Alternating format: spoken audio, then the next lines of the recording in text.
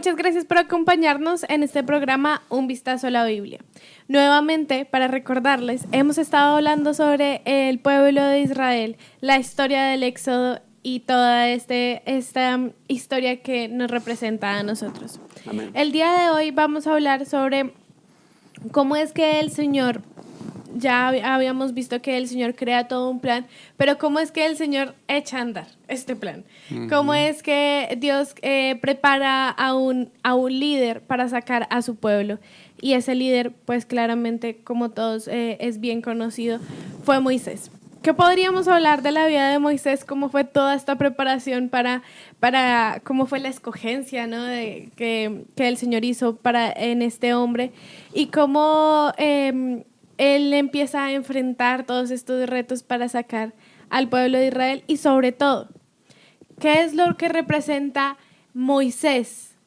¿A quién representa Moisés para nosotros en la actualidad? Bueno, aquí, ya como tú decías, se echa a andar ese proceso de salvación, ¿no?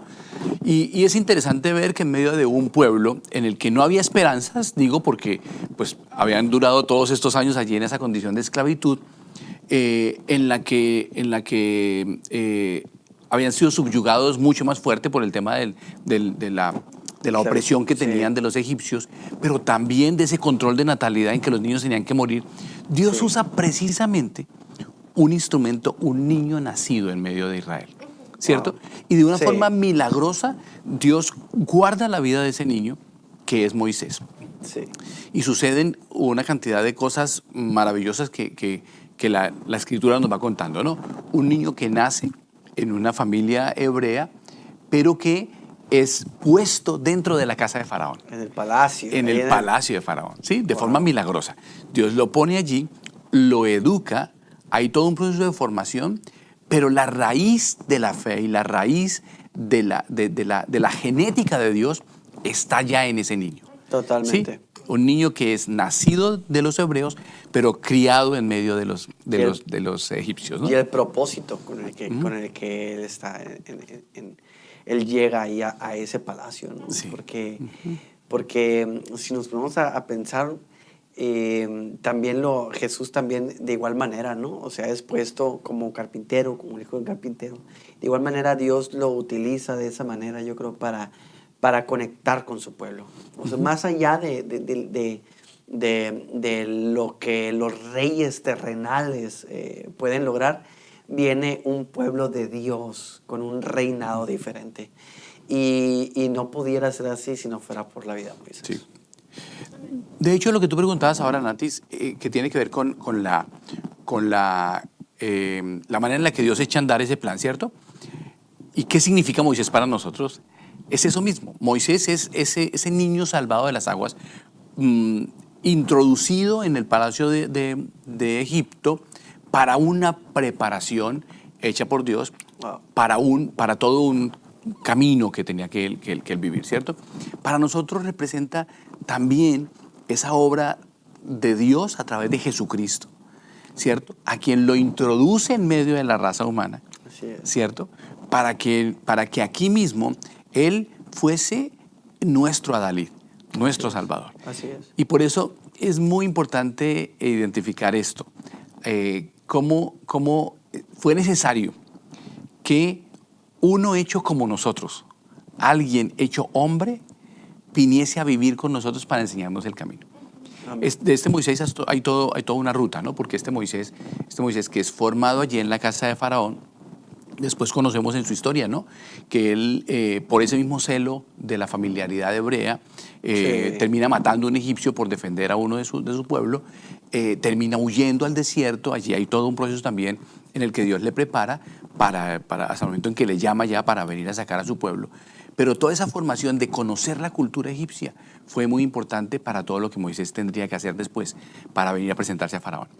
Y entonces aplica mucho para nosotros. Jesús el Señor viene a vivir entre nosotros.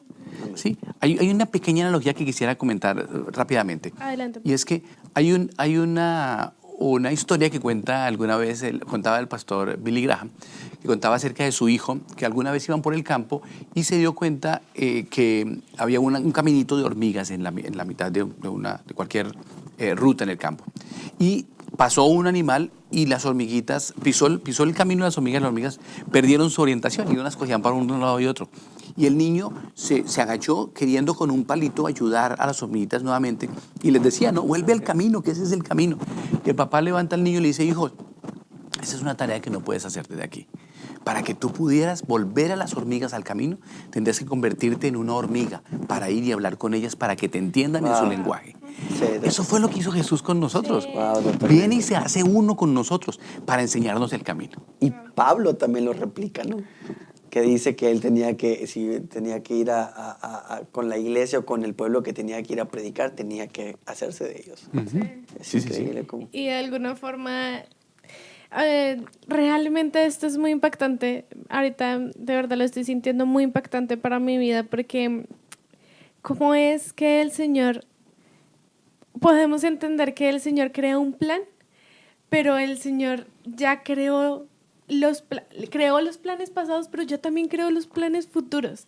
¿Cómo es? Yo creo que no es tan entendible para nuestra mente cómo es que el Señor utiliza la representación de Moisés tanto tiempo antes de la venida de Jesús.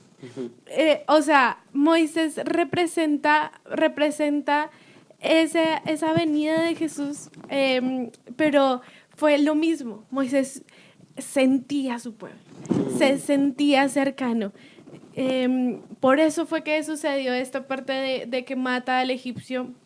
Obviamente nada justificable o agradable, pero su sangre estaba ahí, sentía como su pueblo estaba siendo oprimido y va y se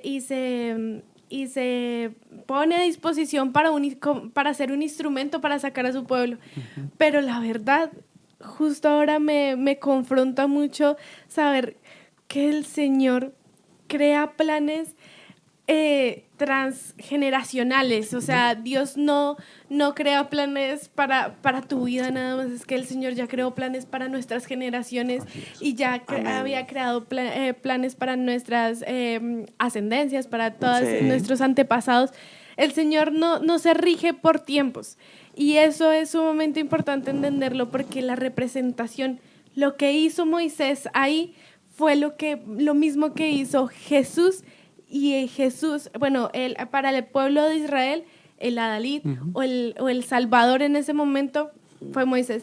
Pero para nuestra vida fue Jesús. Amén. Que también sentía cómo es que nosotros o su pueblo estaba siendo oprimido y nos saca de allá a la libertad. Cuán maravillosas son las obras de nuestro Señor. Cuán grandes y maravillosas son las obras de Dios. Nosotros no sabremos o no entenderemos cuán grandes y cuán maravillosas son las obras de Dios si no nos vemos en estos detalles, si no nos fijamos en estos detalles, en cómo el Señor busca tener esa cercanía con nosotros, en cómo el Señor se entrega a sí mismo, cómo se hace parte de un pueblo, siendo el Rey de Reyes, siendo el Señor de Señores, siendo el creador de todo lo que existe. Viene en forma de siervo a conectar con la necesidad humana, con la condición humana, a padecer junto con nosotros para liberarnos. Porque no es el plan de Dios, el plan inicial, que estemos aquí, sino que estemos en la presencia de Dios. Y elabora este otro plan que nos lleva a su plan ideal. Así que, y es bien interesante, y eso de la hormiga es correcto. Necesitamos nosotros hacer lo mismo que el Señor. Y digo, fuera extrateológico, totalmente, puedo decir que pues se me viene una imagen y dije, ¿la digo o no la digo? Pero es quiero decirle esta parte en la que me imagino yo al Señor, al Rey, quitándose como de su trono y todos los ángeles y todo. ¿Qué estás haciendo, Dios? Me voy a entregar. Sí. Es como que, ¿qué estás haciendo? O sea, los ángeles. No tuvo como cosa que aferrarse, ser igual a Dios, se anonadó a sí mismo y se hizo uno con nosotros hasta la cruz. hasta la muerte y la muerte de cruz. Rompió con todo y Wow, vámonos. no, ese es nuestro Dios. Amén. Ese es nuestro Dios. amén. Ese es el Dios en el que creemos. Te invitamos nuevamente a seguir este programa de Un Vistazo a la Biblia. Dios te bendiga. Adiós.